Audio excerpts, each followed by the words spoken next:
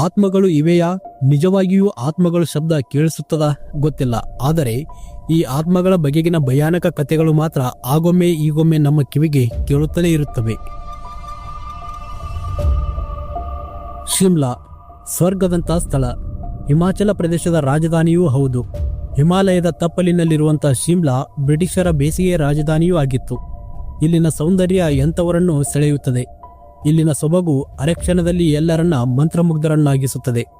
Hill ಸ್ಟೇಷನ್ಗಳ ರಾಣಿ ಶಿಮ್ಲಾ. ಸದ್ಯ ಅದೆಷ್ಟೋ ಜನರನ್ನ ಕೈಬೀಸಿ ಕರೆಯುವಂತ ಭಾರತದ ಪ್ರವಾಸಿ ತಾಣಗಳಲ್ಲಿ ಶಿಮ್ಲಾಗೆ ದೊಡ್ಡ ಹೆಸರಿದೆ. ಬೆಟ್ಟಗುಡ್ಡಗಳಿಂದ ಆವೃತವಾಗಿರುವಂತಹ ಶಿಮ್ಲಾದಲ್ಲಿ ರೈಲು ಪ್ರಯಾಣವು ಖುಷಿ ಕೊಡುತ್ತದೆ. ಅದರಲ್ಲೂ ಸುರಂಗದೊಳಗೆ ಪ್ರಯಾಣ ಸಖತ್ ಮಜಾ. ಶಿಮ್ಲಾ ಕಲ್ಕ ಮಾರ್ಗದಲ್ಲಿ ಉದ್ದದ ಸುರಂಗವಿದೆ. ನೇರ ಸುರಂಗವಿದು. ಈ ಸುರಂಗದ 2 ನಿಮಿಷದ ಪ್ರಯಾಣ ಒಂದು ಕ್ಷಣ ಎಲ್ಲರನ್ನೂ ಮೋಡಿ ಮಾಡಿಬಿಡುತ್ತದೆ. ಈ ಸುರಂಗದಿಂದ ಬಳಿಕ ಸಿಗುವುದೇ ಬರೋಗ್ ರೈಲು ನಿಲ್ದಾಣ. ಈ ನಿಲ್ದಾಣವು ನೋಡಲು ಸುಂದರವಾಗಿದೆ. ಆದರೆ ಇದರ ಹಿಂದೆ ಒಂದು ಆತ್ಮದ ಕತೆ ಇದೆ.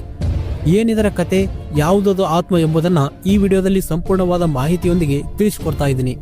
ವಿಡಿಯೋ ತುಂಬ ಇಂಟ್ರೆಸ್ಟಿಂಗ್ ಆಗಿರ್ತದೆ. ವಿಡಿಯೋನ ಕೊನೆ ತನಕ ನೋಡಿ ಅಂತ ಹೇಳ್ತಾ ಬನ್ನಿ ವಿಡಿಯೋನ ಶುರು ಮಾಡೋಣ.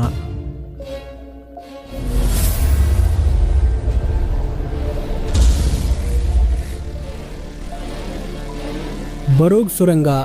ಇದನ್ನು ಸುರಂಗ ನಂಬರ್ 33 ಎಂದು ಕರೆಯುತ್ತಾರೆ. ಇದೇ ಸುರಂಗದ ಕತ್ತಲೊಳಗೆ ಭಯಾನಕ ಆತ್ಮದ ಕತೆ ಇದೆ. ಅದು ಬ್ರಿಟಿಷರ ಆಳ್ವಿಕೆಯ ಕಾಲ. 1899ರಲ್ಲಿ ಕರ್ನಲ್ ಬರೋಗ್ ಎಂಬ ಇಂಜಿನಿಯರಿಂಗ್ಗೆ ಈ ಸುರಂಗ ನಿರ್ಮಿಸುವ ಜವಾಬ್ದಾರಿಯನ್ನು ಕೊಡಲಾಗಿತ್ತು. ಸಿಕ್ಕ ಅವಕಾಶವನ್ನು ಖುಷಿಯಿಂದಲೇ ಸ್ವೀಕರಿಸಿದಂಥ ಬರೋಗ್ ತುಂಬಾ ಅಧ್ಯಯನ ನಡೆಸಿ ಹಲವಾರು ಲೆಕ್ಕಾಚಾರಗಳನ್ನು ಹಾಕಿ ಕೆಲಸ ಶುರು ಮಾಡಿದ್ದರು. ಬೆಟ್ಟದ 2 ತುದಿಯಿಂದಲೂ ಏಕಕಾಲದಲ್ಲಿ ಸುರಂಗ ಕೊರೆಯುವ ಕೆಲಸ ಪ್ರಾರಂಭವಾಗಿತ್ತು. 2 ಕಡೆಯಿಂದ ಸುರಂಗ ಕೊರೆದು ಮಧ್ಯಭಾಗದಲ್ಲಿ ಸಂಧಿಸುವುದು ಮತ್ತು ಸಕಾಲದಲ್ಲಿ ಕೆಲಸ ಮಾಡಿ ಮುಗಿಸಿಕೊಡುವ ಉದ್ದೇಶದಿಂದಲೇ 2 ಕಡೆಯಿಂದಲೂ ಸುರಂಗ ಕೆಲಸ ಶುರುವಾಗಿತ್ತು. ಆದರೆ ಅದೇನಾಗಿತ್ತೋ ಏನೋ ಗೊತ್ತಿಲ್ಲ. ಬರೋಗ ಲೆಕ್ಕಾಚಾರ ಇಲ್ಲಿ ಕೈಕೊಟ್ಟಿತ್ತು. 2 ಕಡೆಯಿಂದಲೂ ಕಾರ್ಮಿಕರು ಸುರಂಗವನ್ನು ಕೊರೆಯುತ್ತಾ ಬೆಟ್ಟದ ಮಧ್ಯಭಾಗಕ್ಕೆ ಬಂದರೂ 2 ಸುರಂಗಗಳು ಒಂದಕ್ಕೊಂದು ಸಂಧಿಸಲೇ ಇಲ್ಲ. ಅಲ್ಲಿಂದ ಶುರುವಾಗಿತ್ತು ಸಮಸ್ಯೆ. ಬರೋಗ ಲೆಕ್ಕಾಚಾರ ಕೈತಪ್ಪಿದ್ದರಿಂದ ಬ್ರಿಟಿಷ್ ಸರ್ಕಾರ ನಖಶಿಕಾಂತ್ ಉರಿದು ಹೋಗಿತ್ತು. ನಂತರ ಬರೋಗನನ್ನು ಕೆಲಸದಿಂದಲೇ ತೆಗೆದುಹಾಕಲಾಗಿತ್ತು. ಇನ್ನೊಂದೆಡೆ ಕಾರ್ಮಿಕರು ಕೂಡ ಬರೋಗನ ವಿರುದ್ಧ ಆಕ್ರೋಶಗೊಂಡಿದ್ದರು. ಒಂದು ಕಡೆ ಕೆಲಸ ಕಳೆದುಕೊಂಡು ಶಿಕ್ಷೆಗೆ ಗುರಿಯಾದಂಥ ನೋವು, ಮತ್ತೊಂದೆಡೆ ಕಾರ್ಮಿಕರಿಂದಲೇ ಕೇಳಿ ಬಂದಂಥ ತುಚ್ಛ ಮಾತುಗಳು. ಈ ಅವಮಾನ ಬರೋಗನನ್ನು ತುಂಬಾ ಮನಸ್ಸು ನೋಯಿಸಿತ್ತು. ಹೀಗಾಗಿ ಇವರು ಅಕ್ಷರಶಃ ಖಿನ್ನತೆಗೊಳಗಾಗಿದ್ದರು.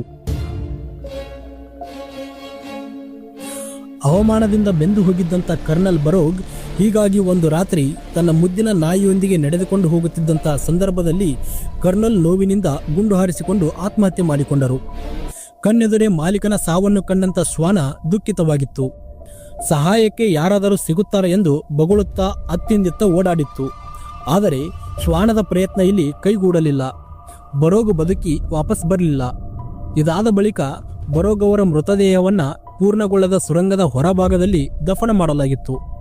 ಅಲ್ಲಿಂದ ಶುರುವಾಗಿದ್ದು ಆತ್ಮದ ಕತೆ. ಸ್ಥಳೀಯರ ಪ್ರಕಾರ ಬರೋಗ್ ಅವರ ದೇಹಾಂತ್ಯವಾದರೂ ಕೂಡ ಅವರ ಆತ್ಮ ಇಲ್ಲಿಂದ ಹೋಗಿಲ್ಲವಂತೆ.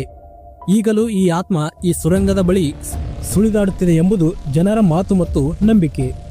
ಬರೋಗ್ ಅವರ ನಿಧನ ನಂತರ ಬೇರೊಬ್ಬ ಇಂಜಿನಿಯರ್ ಈ ಸುರಂಗದ ಕೆಲಸವನ್ನ ಕೈಗೆತ್ತಿಕೊಂಡರು. ಎಂಜಿನಿಯರ್ ಆದಂಥ HS ಹರ್ಲಿಂಗ್ಟನ್ ಮತ್ತು ಸ್ಥಳೀಯ ಸಂತರಾದಂಥ ಬಾಬಾ ಬಲುಕ್ ಅವರ ಸಹಾಯದಿಂದ ಈ ಸುರಂಗ ನಿರ್ಮಾಣ ಕಾರ್ಯ ಪೂರ್ಣಗೊಂಡಿತ್ತು. ಆದರೆ ಈ ಹೊಸ ಸುರಂಗದ ನಿರ್ಮಾಣವಾದ ಮೇಲೂ ಬರೋಗ್ ಅವರ ಆತ್ಮ ಇಲ್ಲಿಗೆ ಭೇಟಿ ನೀಡುತ್ತದೆ ಎಂಬುದು ಸ್ಥಳೀಯರ ಮಾತು. ಅದೂ ಅಲ್ಲದೆ ಸರ್ಕಾರ ಕೂಡ ಅಪೂರ್ಣವಾದಂಥ ಸುರಂಗವನ್ನು ಮುಚ್ಚಲು ಸಾಕಷ್ಟು ಪ್ರಯತ್ನ ಪಟ್ಟಿತ್ತು. ಆದರೆ ಅದ್ಯಾವುದೋ ಕಾರಣಗಳಿಂದ ಗೇಟಿನ ಬೀಗ ಒಡೆಯುತ್ತಿತ್ತು. ಇದು ಇಲ್ಲಿನ ಭಯವನ್ನು ಇನ್ನಷ್ಟು ಹೆಚ್ಚಾಗುವಂತೆ ಮಾಡಿತ್ತು. ಆತ್ಮದ ಭಯವೇನೇ ಇದ್ದರೂ ಇದರಿಂದ ಇಲ್ಲಿ ಯಾರಿಗೂ ತೊಂದರೆ ಆಗಿಲ್ಲವಂತೆ. ಆದರೂ ಅಂಜಿಕೆ ಮಾತ್ರ ದೂರವಾಗಿಲ್ಲ. ಅದು ಬೇತಾಳದಂತೆ ಕಾಡುತ್ತಿದೆ. ಹೀಗಾಗಿ ಇಲ್ಲಿನ ಆತ್ಮದ ಕಥೆಯನ್ನು ಕೇಳಿದವರು ಹಗಲಿನಲ್ಲೂ ಇತ್ತ ಸುಳಿಯಲು ಹೆದರುತ್ತಿದ್ದಾರೆ. ಆದರೆ ಜಿಜ್ಞಾಸೆಗಳ ನಡುವೆ ಅಪೂರ್ಣ ಸುರಂಗದೊಂದಿಗೆ ಬರೋಗ್ ಕೂಡ ರಹಸ್ಯದ ಮೂಟೆಯಾಗಿ ಉಳಿಯುತ್ತಾರೆ. ಇದಾಗಿತ್ತು ಸ್ನೇಹಿತರೆ, ರೈಲ್ವೆ ಸುರಂಗದ ನಿರ್ಮಾಣದ ಜವಾಬ್ದಾರಿಯನ್ನು ಹೊತ್ತು ಅದನ್ನು ಪೂರ್ಣಗೊಳಿಸದೆ ಅವಮಾನಕ್ಕೆ ಒಳಗಾಗಿ ಆತ್ಮಹತ್ಯೆ ಮಾಡಿಕೊಂಡಂತ ಕರ್ನಲ್ ಬರೋಗ್ ಅವರ ಆತ್ಮದ ಕತೆ. ವಿಡಿಯೋ ಇಷ್ಟ ಆಗಿದ್ರೆ ಲೈಕ್ ಮಾಡಿ ಮತ್ತು ಚಾನಲ್ಗೆ ಹೊಸಬರಾಗಿದ್ದರೆ ಸಬ್ಸ್ಕ್ರೈಬ್ ಮಾಡ್ಕೊಳ್ಳಿ ಅಂತ ಹೇಳ್ತಾ ಸಿಗೋಣ ಮುಂದಿನ ವಿಡಿಯೋದಲ್ಲಿ ಮತ್ತೊಂದಿಷ್ಟು ಇನ್ಫಾರ್ಮೇಷನ್ ಒಂದಿಗೆ. ಅಲ್ಲಿವರೆಗೂ ನಮಸ್ಕಾರ.